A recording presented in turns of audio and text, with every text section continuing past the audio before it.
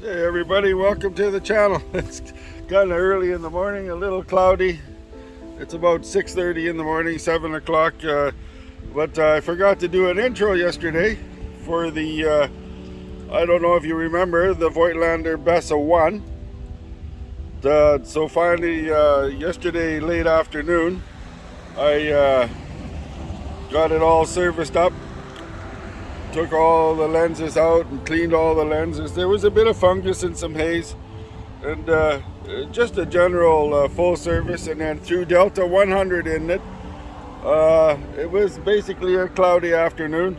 The lighting wasn't too bad, but anyways, long story short, Voigtlander 1951 Bessa 1 6x9 120 film.